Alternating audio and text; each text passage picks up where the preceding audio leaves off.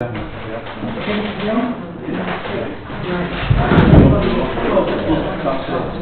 like to welcome everybody to the meeting tonight. It's just on 6. Please could you all sign in and out? Have you all done that? Signed in? Yeah. Well, can you sign out on your way out then, please? This is for everybody's individual safety, so that each person can be accounted for in the event of an emergency. Please note that emergency evacuation procedure notices. Should the alarm sound, please leave the building by the nearest available exit, which is just out there, down the fire escape, round, and please queue up at the corner and junction, please. Yes, thank you for that. The Town Council will be recording the meeting tonight. The recording will be displayed on the Town Council's website soon. Please let a member of staff know if you do not wish to be recorded tonight. We have a duty to protect members of the public who may not wish to be filmed. Are there any? No? Before I start the meeting, please could you silence your mobile phones, which I already have done. There will be 2 meetings tonight. The first meeting is a special council meeting about Coble Landing. We also have an ordinary meeting scheduled for 7 p.m. I will therefore be looking to bring this meeting to a close just before 7 p.m. to allow for a quick break before the next meeting. Please could those speaking note that the goal of this meeting is to get constructive suggestions as to how Coble Landing could operate after the completion of the RNLI work. Please could we focus on that and avoid repetition wherever possible. Number 1, apologies. Council to note any apologies, the reasons given for absence, and to consider acceptance of them. I will now hand over to the clerk to read out a list of apologies. Councillor Shackleton. Councillor John Haxley, Coast Guard shout. Right. I've also received apologies from Councillor Filey for work, Councillor Diane Glanville because she's ill, and Councillor Susan Buzzensworth for a family commitment. Councillor Colin Haddington has also given his apologies for being on holiday. Thank you. Does all council accept those apologies? Yeah. Thank you. Procedural items. Number 2, declarations of interest. Council to receive any declarations of interest in accordance with the requirements of the Localism Act 2011 and to consider any applications for dispensation in relation to disclosable pecuniary interests or personal interests. You have a link to the Code of Conduct, which you can open up. I hope you already have done and looked at it. Are there any declarations of interest from members in relation to items on this agenda? I've volunteered on RNLI. That comes under B. So you're still okay to vote if need be. Right. Not mention it. Right. If required, for declarations made during the meeting where a matter arises at a meeting which relates to an interest in Appendix A set out in the Code of Conduct, the members shall not participate in a discussion or vote on the matter. This is to make you all clear. Where a matter arises at the meeting which relates to a financial interest of a friend, relative or close associate not covered by Appendix A, the member can speak. Where the matter arises at a meeting which relates to an interest in Appendix B, the member shall not vote on the matter. He or she may speak on the matter only if members of the public are also allowed to speak at the meeting. Okay? Number 3, public participation time. The period of time which is designated for public participation shall not exceed 15 minutes. Each member of the public may only speak once and for no longer than 5 minutes. Standing orders S3, phase E, F and G. Members of the public may now speak to items that are on the agenda. That's Coble Landing. Who wants to speak first?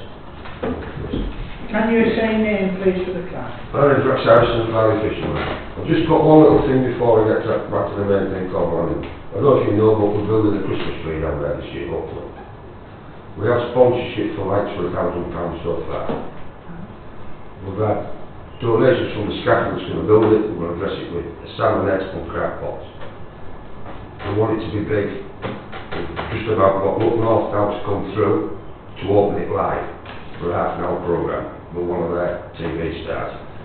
The main aim about it is to attract people to Filey, and there'll be a donation box down there that'll be looked after 24 hours a day. CT trying to all. It'll go into Holdsworth. But the main aim is to get funding for maybe as school guides and keep it in Filey among the younger generation. If we get it right first time, we're looking at it to get about 30-40 foot high, built properly by scaffolds, decorated with thousands of lights that you'll be able to see for family. So that's one of the aims, and I just thought I'd let the council know as well, going forward with different councils and different people doing things out to get it built. But we've just got a few little things signed, but we've got the main sponsorship, we've got people who want to put the scaffold built, and basically it's going to cost us nothing just to get it organised. I think you're in touch with the lighting committee about this, aren't you? We'll get threats all into lighting that'll be up to the same spec that's between the lamp posts and that down there to keep health and safety.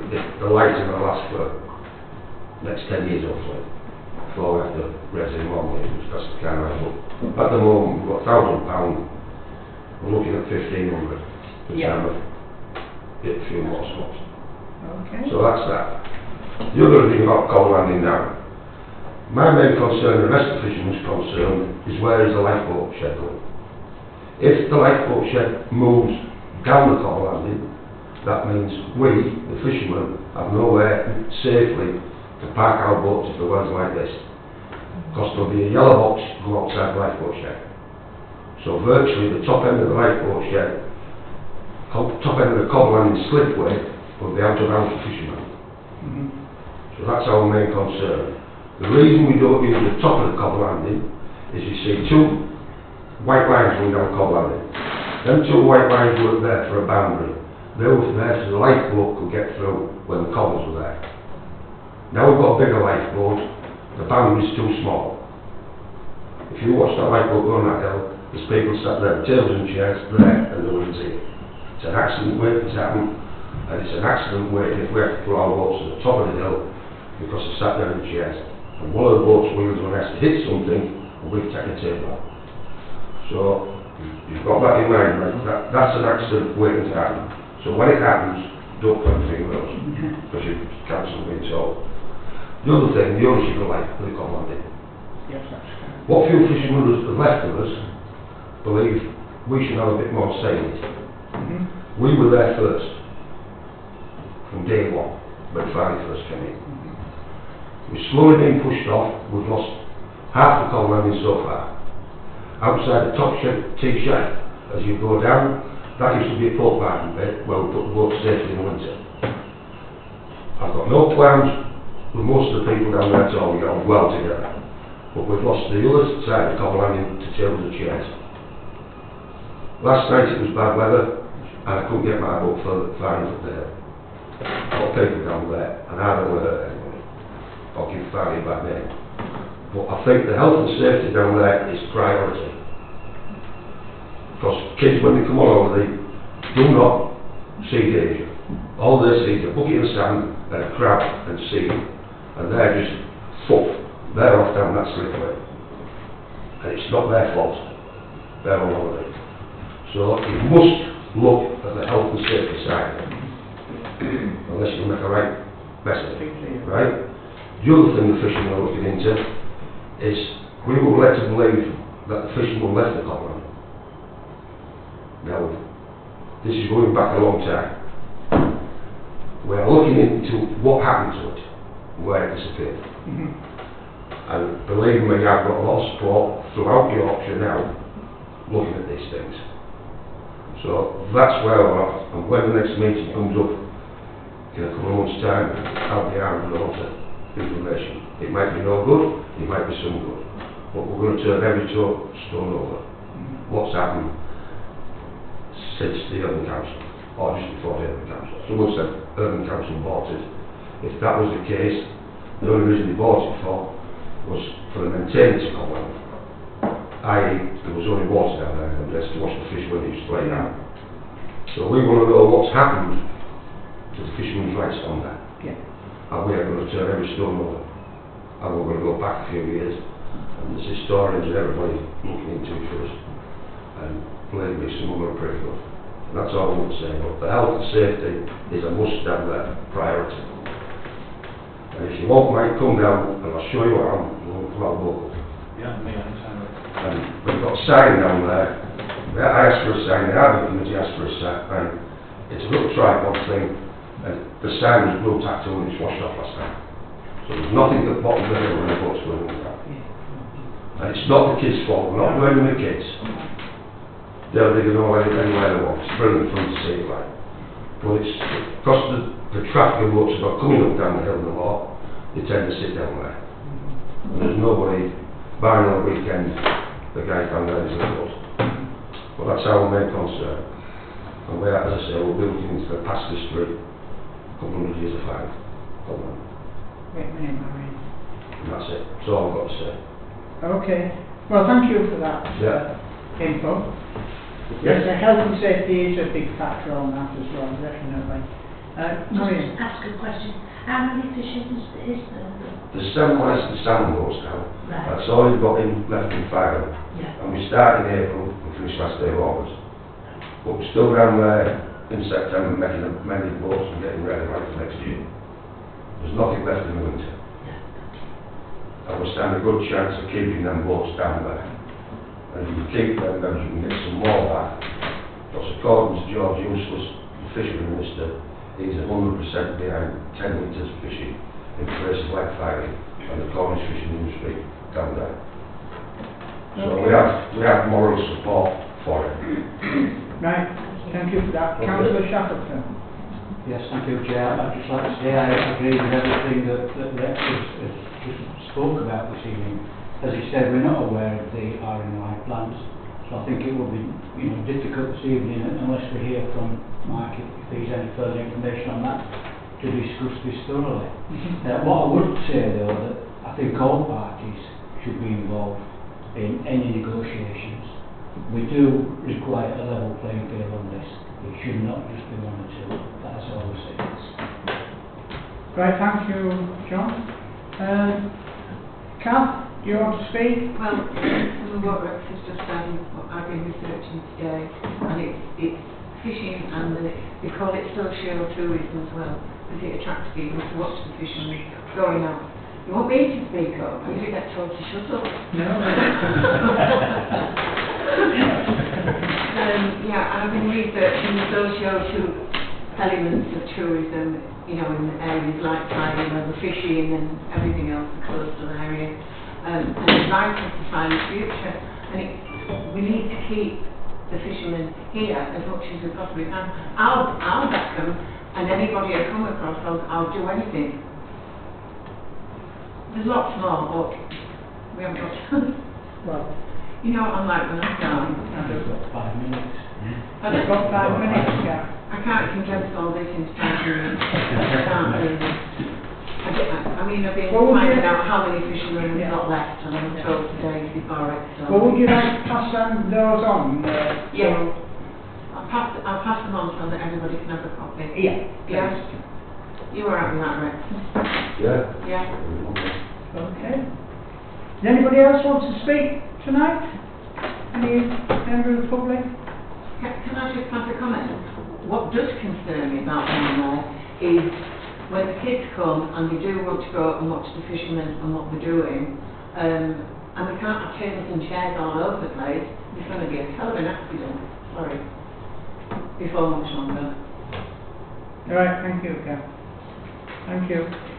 Well, if there's nobody else to speak on that tonight, for other members of the public, we'll move on to number 4. Review of Coble Landing. I will now open the floor to discussion on the substantial item on the agenda.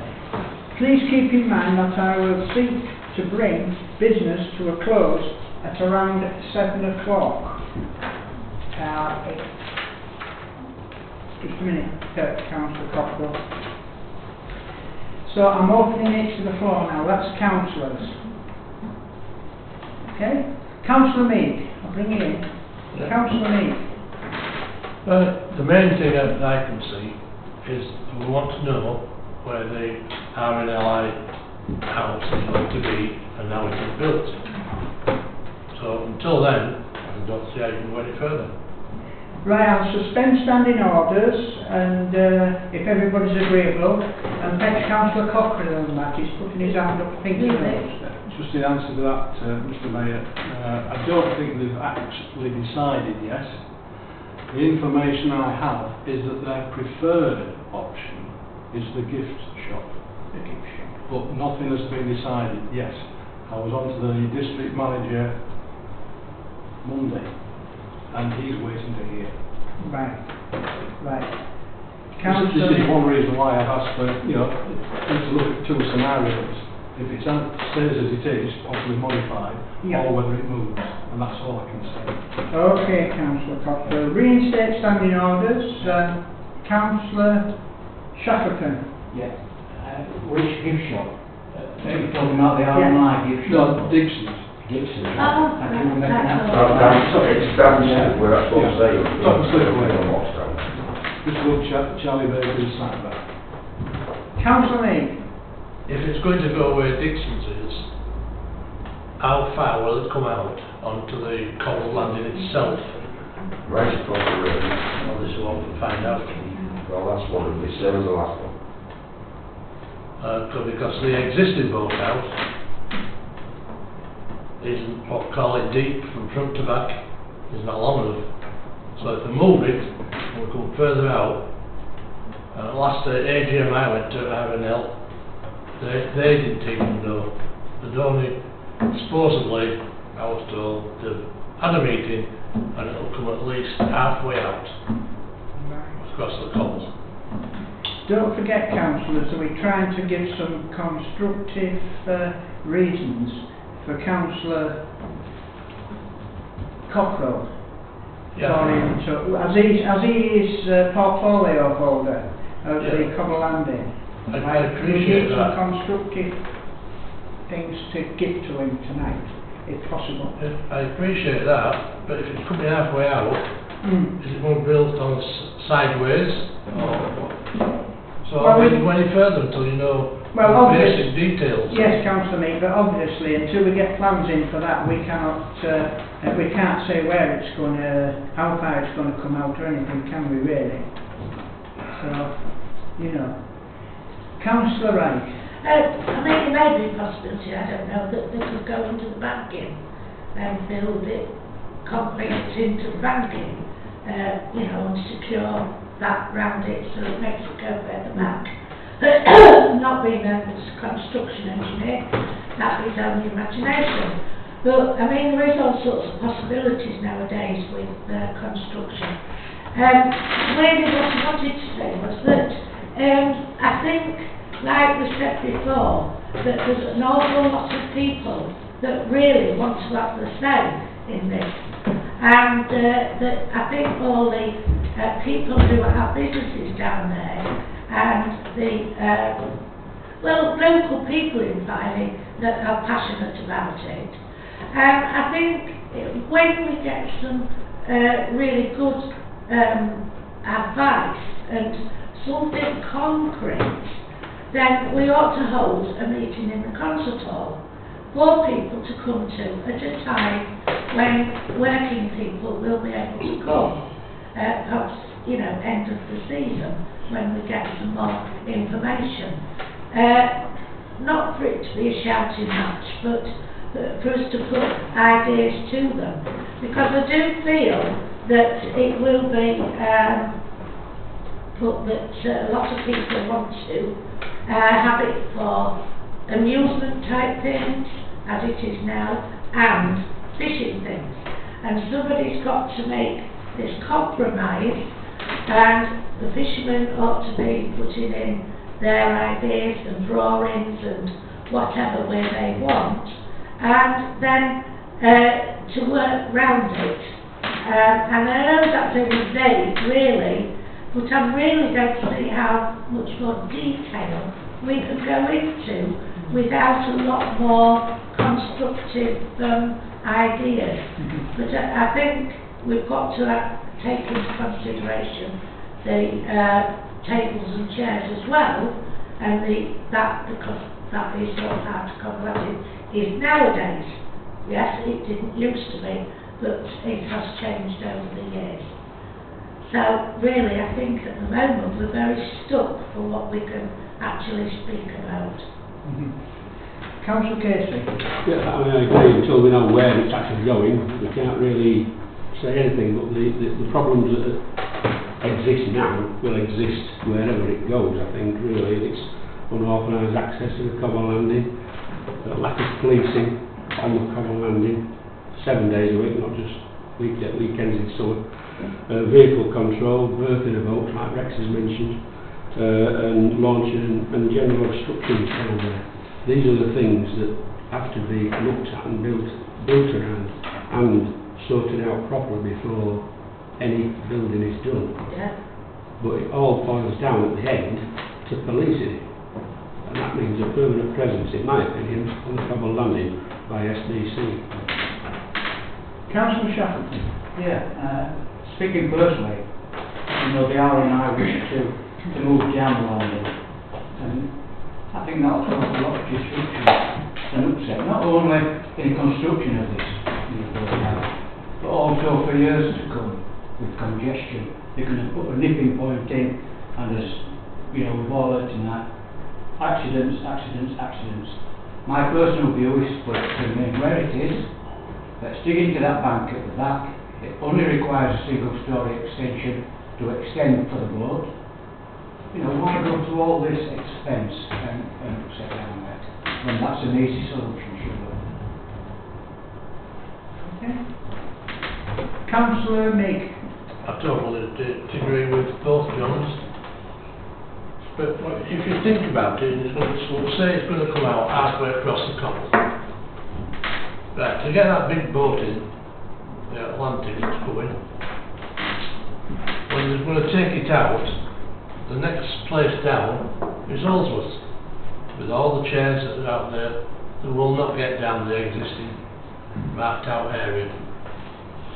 So until we find out how it's going to be built and what they're going to do,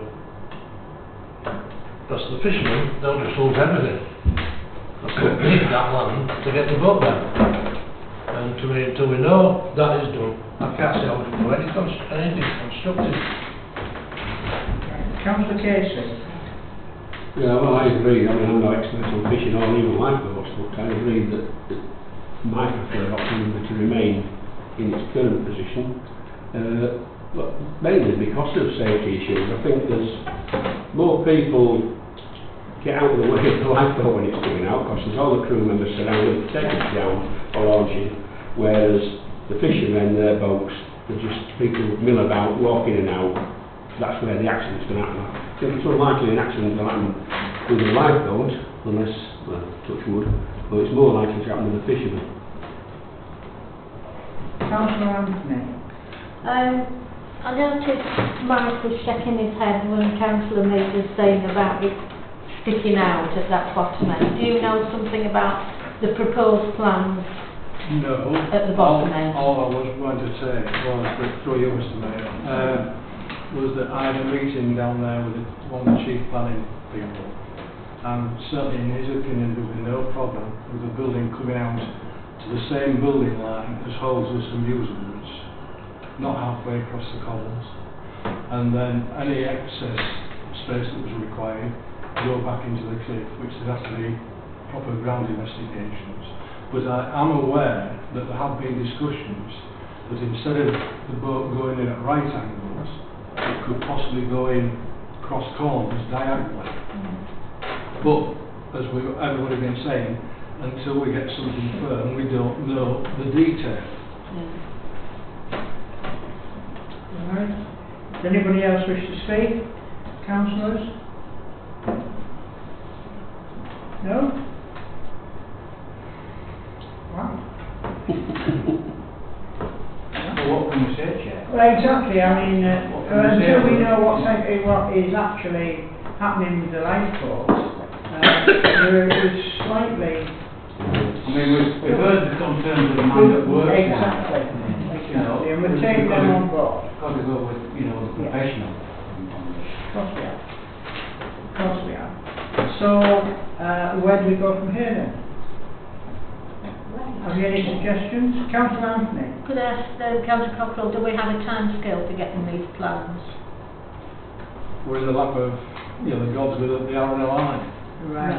All I would suggest, Mr. Mayor, is if the clerk can write to me with, you know, the consensus of the town council, and I think it would also be worthwhile writing to the local management committee of the RNLI, letting them know the feelings, and it would appear from what you've been saying that the main consensus is leave it where it is, and I think that wants to be, you know, passed on. Yeah. Yeah.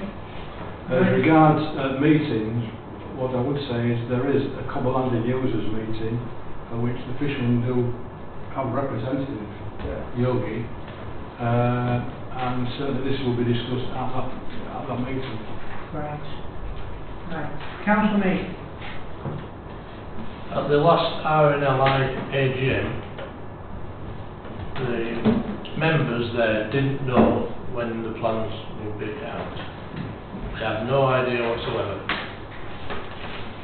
And all we had was rumours. So it's... At the moment, RNLI haven't even spoken to the planning department to start. Right. Right. But there is a letter from the RNLI saying that the preferred option is Dixon's gift shop.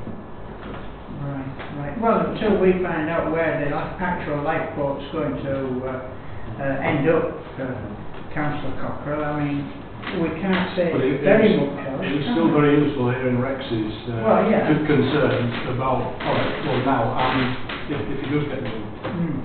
Councillor Shackleton? Yeah, I mean, Mike's mentioned Dixon as well. Has Dixon, you know, has he been informed that the RNR want these premises? Is he happy about that? Does he want to move? Well, that's between... And where is he going to move to? Well, that is a commercial thing between Dixon's, not that Councillor Shackleton, it's no commercial. Let me finish. It's between Dixon's and Dixon's landlord. And I do know that Dixon's are with that. Yeah. Come. Go on. John? John? Yeah, I forgot what I was going to say.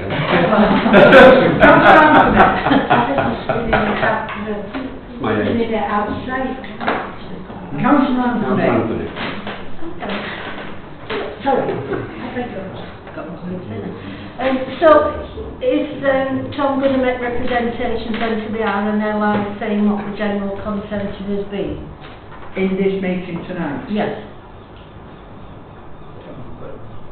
Just to resolve something, so I think the sort of resolutions from the papers are right to Councillor Cockrell formally outlining the position that you've reached tonight, which is that the RNLI should stay where it is. And I should also write to the RNLI outlining that, saying, and also asking when plans might be available. If that's what you all wish to resolve, I'll go and do that. Yes. So is that what the councillors like? Councillor Shackleton? Yeah, I'd just like to say, Chair, if, you know, with lots of room down there, I'm sure we'd all like to look at a new road down. Well, you yeah. know, but we've not got the room. Personally, I don't think so. I'm going to suspend standing orders now and bring... Tony Green. Yeah, I wasn't going to say anything, but briefly, when I was on set down there, I put to the DIs that the boathouse was taken back into the cliff. You could build a Kariba dam down there. The problem is cost. I attended a meeting with one of the DIs who's since retired and the senior surveyor. The senior surveyor started to mark things out and he was stopped. I don't think, well at the time, should I say, at the time the RNLI did not want to go to the vast expense of taking back into the cliff itself. So you'll probably find, I don't know, you'll probably find that in future negotiations with them, they will say it's far too costly and we want to go down at the bottom. So I'll just drop that in. But it was put forward to them a few years ago to take it back. Right, thank you for that. Reinstate standing orders.